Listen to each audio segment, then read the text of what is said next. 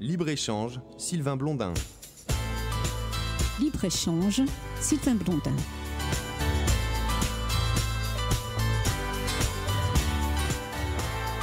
Chères auditrices, chers auditeurs, bonjour et bienvenue sur le plateau de notre émission Libre-échange qui est de plus en plus écoutée en France, à l'étranger. Et d'ailleurs, aujourd'hui, septembre approche déjà. Et pour la rentrée, nous allons avoir des nouvelles intéressantes et notamment des nouvelles stations qui vont diffuser Libre-échange. Voilà, et je vous en réserve l'exclusivité pour la rentrée. Alors, nous avons pu parler de savoir se soigner différemment. On a parlé des médecines douces. On a parlé dernièrement notamment de l'herbothérapie, enfin des médecines douces en général.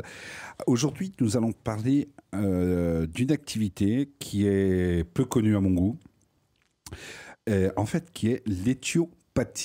Alors, pour ce faire, sur le plateau, je reçois mademoiselle Lucie Marchand. Bonjour Lucille. Bonjour. Également un patient, Christophe Mallet, qui va nous expliquer un petit peu comment que ça se passe en tant que patient, qu'est-ce qui lui est arrivé, les bobos, les douleurs qu'il a pu avoir et comment ça a été perçu. Alors, justement, mademoiselle Marchand, parlez-nous de l'éthiopathie, un petit peu en général, si on doit donner une définition, qu'est-ce que c'est ? Alors déjà, éthio, ça veut dire cause, pathie, pathologie. Donc c'est une discipline qui s'attache donc à trouver la cause de la pathologie pour la traiter directement.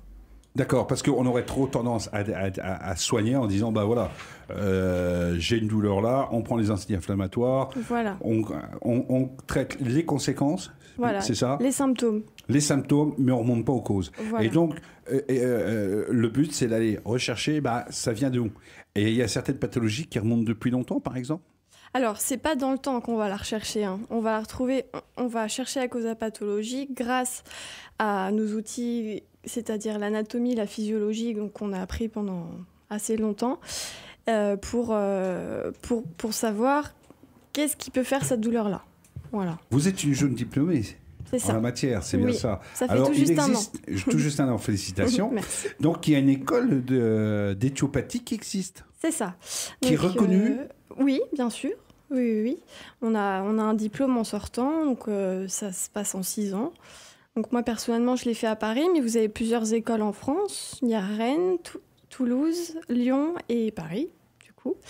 Donc en 5 ans, on étudie et puis on passe des examens à chaque fin d'année et des examens qui rassemblent plusieurs années. D'accord. Alors est-ce que c'est comme... Moi, on a beaucoup d'auditrices, d'auditeurs un peu partout, comme vous le savez, qui se disent, tiens, pourquoi pas faire cette médecine ? Est-ce qu'il faut déjà être médecin à la base, d'avoir fait le parcours universitaire normal, allons dire le cycle de médecin, et je prends une spécialité éthiopathique ? Alors non. C'est mieux quand même d'avoir un bac scientifique, voilà, parce que ça apporte quelques outils quand même. Après, on peut aller directement après le bac. Voilà. Moi, j'ai fait une année de médecine, la première année. J'ai passé la première phase du concours, donc j'étais assez bien classée, mais je vous avoue que la façon d'aborder les pathologies en médecine n'était pas forcément la mienne. Donc j'ai décidé de vous orienter vers cela, vers l'éthiopathie. Oui. Et comment vous avez découvert ? Parce que moi j'ai découvert par hasard, vais-je dire, l'éthiopathie. Comment vous avez découvert cette médecine ? Alors, mon papa allait souvent chez un bouteux, enfin ils appelaient ça comme ça à l'époque, parce qu'il se coinçait souvent le dos. Donc il revenait, il était droit, à chaque fois ça m'intriguait quand même. Plus tard, j'ai donc un kiné ostéopathe de ma région qui m'a donné une petite brochure d'éthiopathie. Donc, je me suis intéressée à cette discipline-là. Voilà. Et puis, du coup, donc, vous êtes rentrée, vous avez fait une inscription à l'école, à une université. Ouais. Bon, avant ça, pour être sûre, parce qu'il y a l'ostéopathie qui est assez reconnue maintenant, je ne savais pas trop quelle était la différence. Oui. Donc, j'ai décidé d'aller voir sur le terrain comment ça se passait.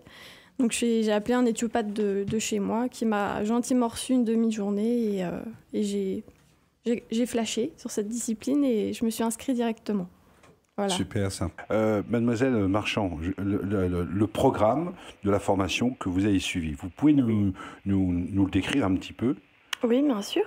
Donc c'est sur 6 années, vous m'avez dit, c'est ça? Sur 6 années, oui, c'est ça. D'année en année, quelles sont les matières que vous avez pu voir un petit peu pour faire un petit descriptif? Alors, déjà, on a énormément d'anatomie, physiologie du corps, parce que c'est notre principal outil. Hein. Si on ne connaît pas ce qu'on doit soigner, forcément, ça ne fonctionne pas.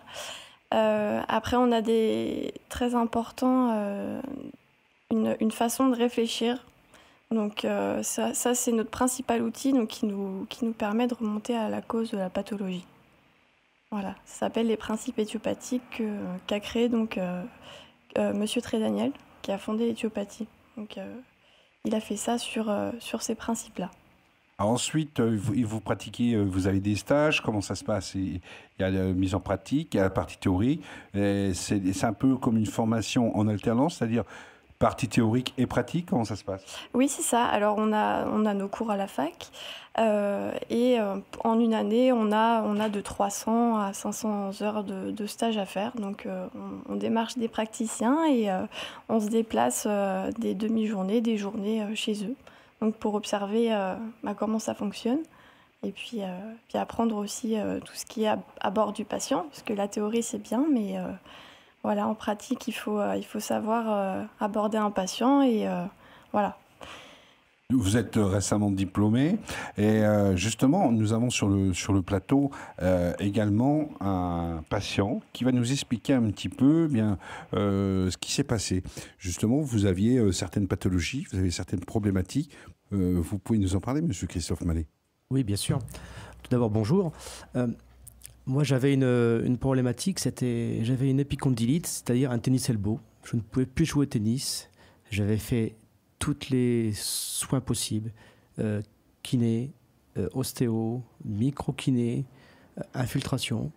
Et 11 mois après, j'étais toujours blessé. Je suis allé voir Lucille, suite à un reportage à la télévision. Et tout de suite, elle m'a dit épicondylite cervicale. Elle m'a débloqué mes cervicales et maintenant, au bout de quelques mois après, j'ai plus de tendinite, je peux jouer au tennis. Alors en préparant justement l'émission, c'est ce que vous étiez en train de dire, ce week-end, vous avez pu pratiquer le tennis. J'ai pratiqué 5 heures de tennis ce week-end en compétition. Alors, comment que ça s'est passé, les résultats, si je peux dire, les séances? Expliquez-nous un petit peu comment ça se passe. Eh bien, au début, quand elle m'a manipulé, donc elle m'a remis les vertèbres en place, j'ai senti dans mon bras, dans mon avant-bras, donc c'était le coude, donc une épicondylite, j'ai senti les muscles se détendre gentiment et j'ai pu, au bout d'une semaine, retaper un peu la balle. Et au fur et à mesure du temps, comme j'avais eu 11 mois de tendinite, donc c'est quand même long. Oui. Donc il y a eu un certain temps de remise en forme du tendon. Et maintenant, je joue, ça fait maintenant 4-5 mois que j'avais vu Lucille. Et maintenant, je rejoue sans aucun problème. Alors, quand vous êtes arrivé dans le cabinet, est-ce que vous avez eu peur? Est-ce que vous avez eu une certaine crainte, une certaine appréhension? Vous vous êtes dit, qu'est-ce qu'elle va faire? Pas du tout. Pas du tout. J'ai toujours été quelqu'un qui se soignait sans médicaments. Donc j'étais tout à fait dans le profil de ce que je voulais faire, quoi. Oui. Voilà. Y a-t-il justement, Lucide, des prédispositions des personnes qui vont plus facilement se faire soigner par l'éthiopathie, qui vont être comme, justement, nous en parle Christophe, une personne qui est ouverte d'une façon générale à la médecine, par rapport à d'autres qui vont se dire, bon, je vais voir, mais je ne sais pas si ça va marcher. J'ai toujours des sceptiques, mais au contraire, ça met du challenge pour les convaincre. Ça motive. Mais oui, c'est sûr que j'ai beaucoup de patients qui sont quand même des gens qui se soignent sans médicaments. Voilà. Donc, ils ont déjà un peu la démarche. Donc, en général, ce sont des gens qui, initialement, ont envie de se soigner autrement. Ils se disent, ou qui ont un comportement autre vis-à-vis de la médecine. C'est-à-dire qu'ils essaient de se soigner un petit peu autrement, ce qui rappelle le titre de l'ouvrage de Jean-Paul Moreau. Oui. C'est bien ça. Oui, c'est oui. ça. Oui. Et donc il y a ce genre de personnes-là donc, qui ont l'habitude de soigner sans médicaments. Après, il y a des gens donc, qui sont en phase aiguë, coincés. Donc le lumbago coriace, là, ils ne se posent pas trop de questions. Ils savent qu'il faut mécaniquement intervenir sur la zone qui est bloquée. Et là, ils ne se posent pas de questions. Ils sont pas sceptiques. Ils viennent vraiment pour se faire décoincer. Voilà. Justement, Christophe, est-ce que c'est douloureux? Vous avez eu mal? Pas du tout. Parce que ça, c'est des questions qui m'arrivent. Non. Est-ce que c'est douloureux? Non, pas du tout. En plus, Lucie, elle est quelqu'un de... Elle est très douce, elle explique ce qu'elle va faire. À chaque fois, elle me prenait, elle disait, voilà, relâchez-vous, et on sent absolument rien. Ouais. Voilà. Dans Absolument. votre témoignage aussi, vous avez, tout à l'heure, en préparant, quand nous avons commencé à préparer l'émission, vous avez parlé de votre fille, parce qu'elle aussi, elle a eu recours à une éthiopathe. Tout à fait. Et justement, c'est Lucille moi. Qui est Lucille. intervenue. Alors, Racontez-nous un petit peu cette histoire. Alors, pour ma fille, c'est une très très belle histoire. Elle a joué au foot à Algrange il y a quelques années et elle voulait reprendre. Malheureusement, elle avait des douleurs au dos qui l'empêchaient pour son métier, qu'elle est militaire, d'avoir des activités physiques. Elle avait fait radio, échographie, scanner, elle était exempte de sport à l'armée. Elle a vu Lucille, elle l'a débloquée. Elle avait des vertèbres de bloquées, elle avait la hanche qui avait un peu bougé. Hein. Et suite à ça, elle a repris le sport donc de haut niveau parce que Algrange est maintenant montée en division 1 et elle a participé à l'aventure de la montée. Et encore là, samedi, elle a gagné la finale de la Coupe de Lorraine avec Algrange à Nancy. Alors, est-ce que régulièrement, Lucille, la fille de Christophe, elle vient vous voir pour des petites problématiques? Est-ce que, ou c'est quelque chose, on est traité, ça y est, ça ne revient plus? C'est ça. Je ne travaille que sur les pathologies. Donc, il faut vraiment que la personne ait mal. Voilà. Le but, c'est pas de voir 10, 15 fois la personne. Il faut régler la pathologie entre 3 et 4 séances en moyenne, grand maximum. Voilà, donc je vois les patients et je les revois plus pendant un certain nombre de temps. Donc là, j'ai pas encore trop de recul vu que je suis installée depuis septembre, mais j'en ai pas encore revu. Enfin, à part Monsieur Mallet qui s'est coincé il y a pas très longtemps, mais voilà. Combien Christophe, de séances que cela vous a obligé à faire? Que j'ai fait avec Lucille. J'ai fait 2 séances pour mes cervicales, pour une épicondylite, et j'ai fait 2 séances pour mon dos. Voilà. Et après, tout est réglé. Après, on sent que ça se détend, que ça se remet en place. Oui. Voilà. Est-ce que derrière, il y a des conseils thérapeutiques d'éviter de faire certains exercices, certains faux mouvements, ou au contraire, je ne sais pas, exemple, renforcer un petit peu le dos, la musculature? Est-ce qu'il y a des choses comme ça qui vous ont été conseillées? Après les séances, il ne faut pas forcer. Il faut laisser que ça se remette en place. Voilà. Donc, c'est déconseillé de refaire du sport après une séance. Et il faut laisser le corps se remettre. Parce qu'elle bouge un peu les choses. Donc, il faut donc à peu près 2 jours de repos, quoi. Après une séance d'éthiopathie, après une manipulation, il y a une certaine fragilité. Donc c'est vrai donc je manipule, mais les choses ont tendance à vouloir retourner dans leur habitude. Donc c'est vrai que si par exemple une cervicale est coincée depuis des années, elle risque de se rebloquer. Voilà. C'est pour ça que j'encadre un peu mes patients, je les revois une semaine et demie après, ça dépend des pathologies, pour que ce soit bien solide, quoi, et que ça tienne et que ça revienne pas. Voilà. Aujourd'hui, on est sur le mondial du foot et on voyait des émissions qui parlaient un petit peu de l'organisation, les soigneurs autour, tout le staff technique et les soigneurs autour de l'équipe de foot. Donc on voyait les masseurs, on voyait ces personnes-là. Justement, est-ce que l'éthiopathie pourrait apporter quelque chose, ou est-ce que ces personnes pratiquent quelque part aussi de l'éthiopathie? Oui, moi j'ai eu un de mes professeurs qui suivait un grand club de foot français. Bon, moi, à ma petite échelle, pour l'instant, je suis en association avec plusieurs clubs sportifs. Donc, j'ai des judokas, j'ai des handballeurs, des basketteurs donc, qui viennent me voir s'ils ont besoin. Donc, bon, là, c'est à titre vraiment local, c'est des petits clubs, mais voilà, ça... Preuve qu'il y a une reconnaissance qui est faite des bienfaits et des vertus de cette pratique. Oui. Alors aujourd'hui, dans les patients que vous avez, est-ce qu'il y a plus de patients des jeunes, d'âge intermédiaire, de personnes âgées? Comment ça se passe? Alors, j'ai eu vraiment du nourrisson de 15 jours à...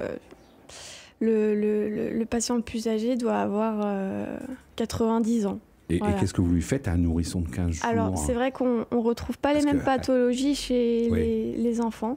Les enfants, le plus souvent, ont des problèmes abdominaux, donc colique du nourrisson ou sinon régurgitation. Ça, on traite très bien. Plus tard, quand ils sont un petit peu vers 2-3 ans, c'est plutôt des pathologies ORL. Mais sur ces premières pathologies là que vous disiez, donc digestives, comment vous pratiquez? Donc il y a une manipulation pour justement sensibiliser un peu notre public. Vous faites des pratiques. Pouvez nous en dire un peu plus? Oui, après, j'adapte vraiment mes manipulations au public que j'ai. Je ne vais pas manipuler un jeune sportif comme un nourrisson Bien sûr. ou une personne âgée. Donc, ce sont des massages, comment que ça se passe? Alors, je ne fais pas de massage. Bon, je le fais souvent en complément pour que mon traitement soit vraiment optimal, on va dire. Mais le traitement donc, vise à réduire la cause de la pathologie. Donc, c'est par des manipulations. Voilà. Donc, je vous donne un exemple, comme ça sera concret. Que ce soit concret. Si vous avez une sciatique, c'est ce que je vois quasiment le plus, donc une sciatique qui descend dans la jambe, etc. Le plus souvent, je retrouve un bassin ou une dernière lombaire qui est bloquée. Donc, je la débloque. Donc, ça fait pas mal sur le coup, hein. C'est vraiment très doux. J'imagine, si on pour donner une image, avec le genou dans le dos, des choses comme ça. Non, c'est un peu barbare. Oui, parce qu'en fait, à l'esprit, on a, tout à l'heure, on disait en début d'émission, l'image, le rebouteux. Donc, l'image du rebouteux, c'est la personne qui vous met sur la table, pour enlever justement cette image-là. On met la personne sur la table, on prend moi, crac, hop, et il ressort. On le voit, il arrive plié en deux. On lui met le genou dans le dos, on tire un bon coup dessus, ça craque à bon coup, aïe, et il repart. Ça va. Donc c'est ça, mais vous avez vu mon gabarit, je ne peux pas faire ça. Donc ça reste, évidemment, ça peut faire crack, oui, si ça se remet en place. Sauf que moi j'ai un physique assez un peu crevette que bûcheron. Donc j'ai adapté mes techniques. Je vise plus sur la précision parce que j'ai pas forcément la même force qu'un de mes collègues qui pèse 100 kilos, qui est de muscles, voilà. Donc oui, je manipule. Vous pouvez voir ça comme ça, mais ça reste quand même assez doux.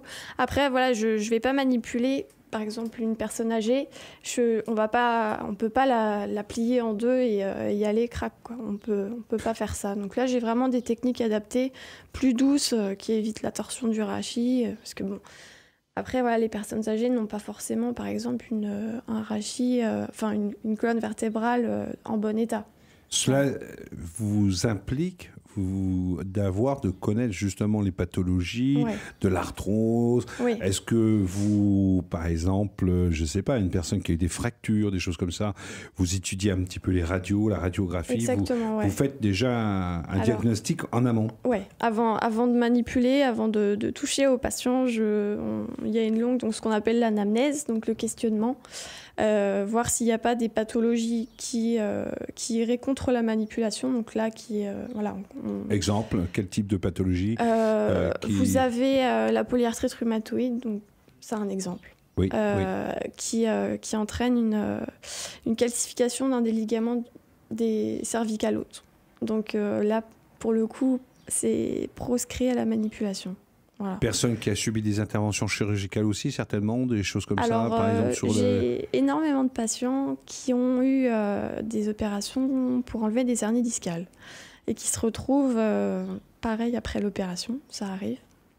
Donc là, ça n'empêche pas. J'emploie des méthodes très douces parce que bon, la zone a été opérée, les vertèbres ont été un peu agressées, on va dire.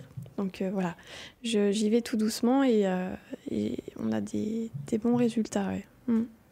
Dans la continuité des pathologies, qu'est-ce qu'on peut rencontrer d'autres pathologies? On était sur les nourrissons, sur les enfants, je veux dire, préadolescents, adolescents. Quelles sont les pathologies qu'on peut rencontrer? Vous parlez justement d'ORL. Ouais, l'ORL. Donc ça par exemple, des otites chroniques, des angines chroniques. Vous avez des enfants qui font bronchite sur bronchite. J'ai eu le cas il n'y a pas très longtemps. Donc je fais une petite manipulation ORL, donc tout doucement vu que c'est des enfants. Bon, souvent ça leur plaît pas trop, hein. C'est un peu désagréable. Voilà, ça fait pas mal, mais c'est un peu désagréable pour un enfant. Et là, le petit patient que j'avais eu, il a pas refait de bronchite depuis 3-4 mois, alors que voilà, il a fait vraiment une dizaine de bronchites à la suite. Voilà, c'est assez. De toute façon, avec les enfants, c'est soit blanc, soit noir. Ça ment pas un enfant. Soit ça marche, soit ça marche pas, quoi. On le sait tout de suite. Voilà. L'effet placebo ne marche pas. Ça ne marche pas. Dans la continuité, après, donc on arrive, je veux dire, à l'adolescence, on devient de jeunes adultes. Ouais. Quelles sont les pathologies qu'on peut rencontrer? Des accidents, des choses comme ça, je veux dire, de sport, peut-être? Ouais, c'est souvent ça. Chez les ados, préadultes, c'est souvent ça, ouais. Ou sinon des tendinites, beaucoup, quand ils font beaucoup de sport. Après, vous avez chez la jeune fille des règles douloureuses. Donc, on travaille un peu là-dessus aussi. Et voilà. Après, bon, ça peut aller d'une tendinite à une sciatique, à des douleurs abdominales. C'est vraiment assez varié. Après, on connaît nos limites. Durant ma 6e année d'éthiopathie, j'ai fait des stages aux urgences. Donc moi, j'étais à Paris, donc c'était pour le coup au Kremlin. Donc en centre hospitalier, oui, c'est ça? Aux urgences? Aux urgences, oui. On faisait des gardes de nuit. Donc là, sur le tas, on voit vraiment ce qu'on peut faire, ce qu'on ne peut pas faire. On est là en tant qu'observateur, hein. Mais assister avec un éthiopathe aussi, comment ça se passe? Non. On suit soit un externe, soit un interne, soit un référent, un senior, ça dépend. Alors c'est un peu paradoxal parce que tout à l'heure on était avec M. Moreau, on disait qu'il y a un peu que aujourd'hui il y a un manque de reconnaissance de cette pratique, clairement. Oui. Il y a des dogmes qui sont là, il y a des lobbies aussi, hein, oui. Il en parlait. Donc c'est un peu contradictoire, je veux dire, parce que justement on vous invite, on vous laisse venir, on voit un petit peu, il y a des choses qui sont complémentaires. Il a soigné, comme on a pu le voir quand même, des personnes assez illustres, hein, le président de la République, l'ancien président Sarkozy entre autres, voilà. Et c'est pas reconnu, c'est quand même, ça donne, c'est un peu... comment dirais-je, ambivalent tout ça. Oui, c'est vrai. C'est assez contradictoire. C'est contradictoire. Surtout qu'on a des médecins en cabinet, hein. On a des médecins en patients et qui sont très contents. Mais c'est vrai qu'il y a, avec ce genre de pratique, donc de médecine parallèle, je pense qu'il y a quand même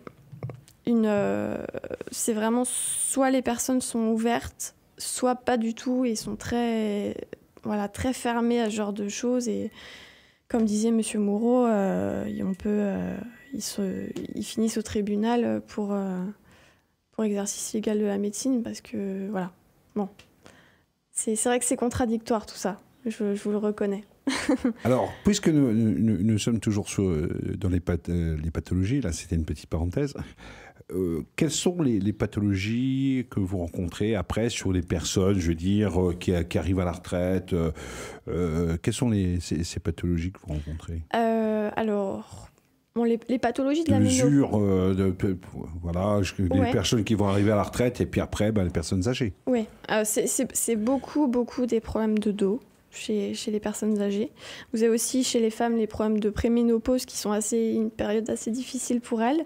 Donc les bouffées de chaleur, etc. On travaille pas mal dessus. Chez les femmes aussi, problèmes digestifs, donc de transit, on va dire, pour être clair.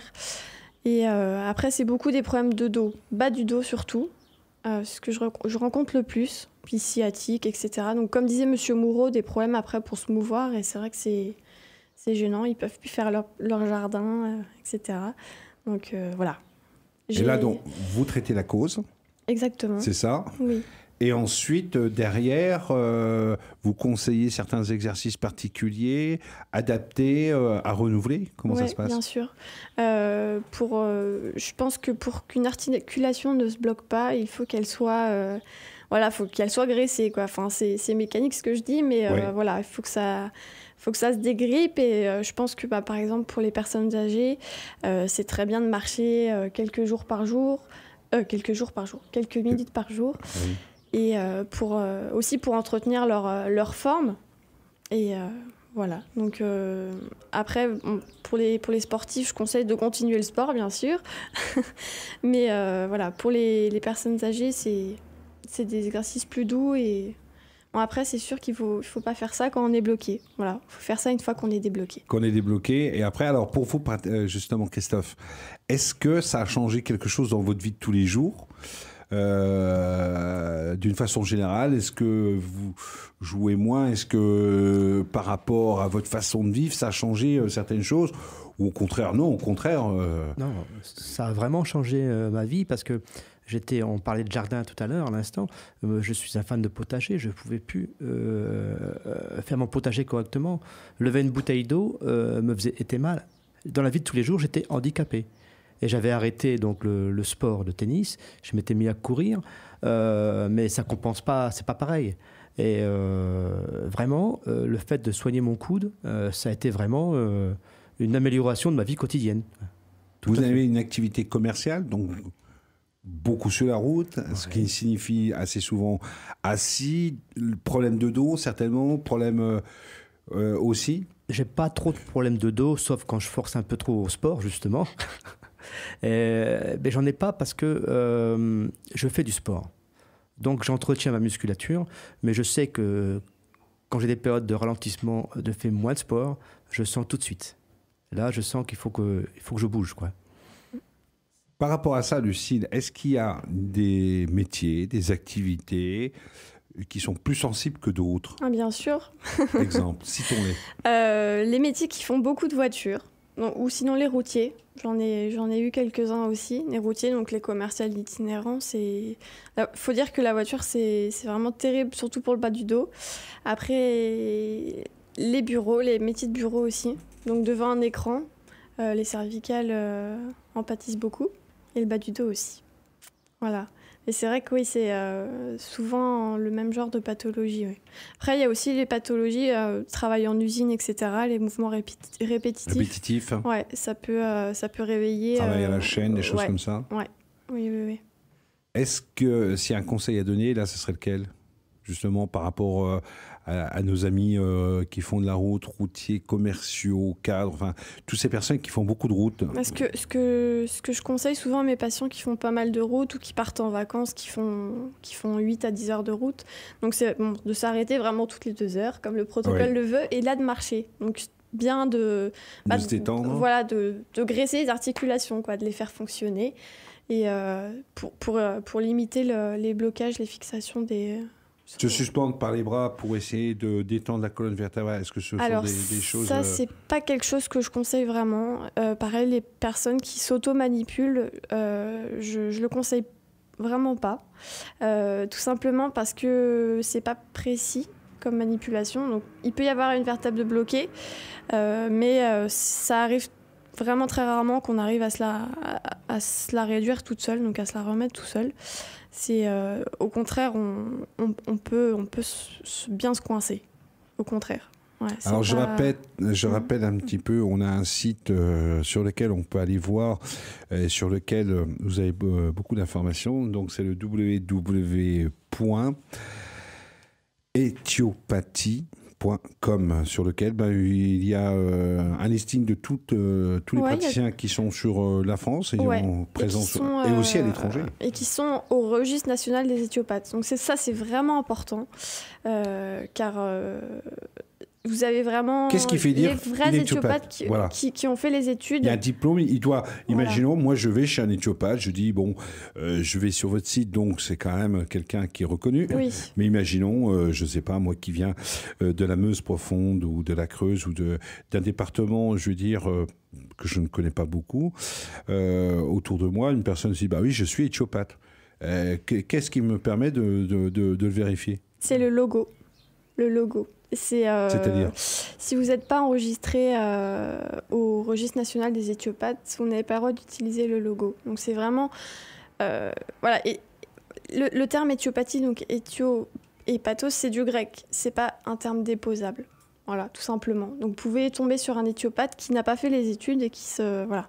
Donc, ce qui revendique d'être un spécialiste en la matière. Voilà. Façon de dire, un charlatan. Voilà, donc il faut vraiment faire attention à ce genre de choses. Ouais.